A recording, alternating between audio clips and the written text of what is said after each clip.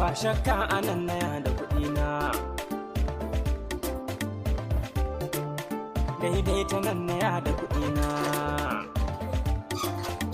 Assalamu alaikum. Kai. Wallahi na gaji sosai. Wai yau ba komai a gidan nan ne yanda na ganki a zaune haka? Wallahi ba komai. Amma yanzu nan na gama lalaba in ga me zan samu. Me da ki samu? To me ya hana ki yin girki?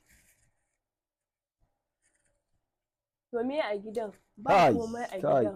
Kai, ban yarda da ke ba wallahi. Ban yarda da ke ba.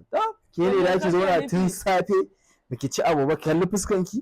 A haka ma bakin ki motsi. Ke din da na sani? Ina. To ka duba ka gani me ka gani. Zan duba ai. Zan duba. Ka gani. Ya tsafan ki tukuna face gani. Ba komai ina gaya ma a gidan nan ba komai. Aha, ga ɗaya nan. Sauran ma za su fito.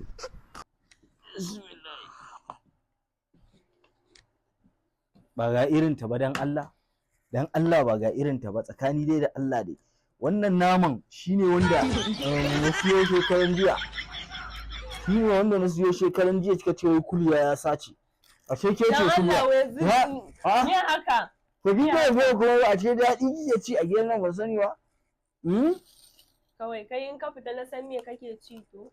To shine ni kuma zan dawo gidana ba ni da right ɗin da zan ci abinci.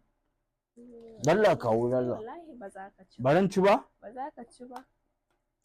Ni in siyo abu da kuɗi ake ba zan ci ba. To dan kai ka siyo kawai? Kai ka siyo kai na san yanzu me ka ci a wajen gida.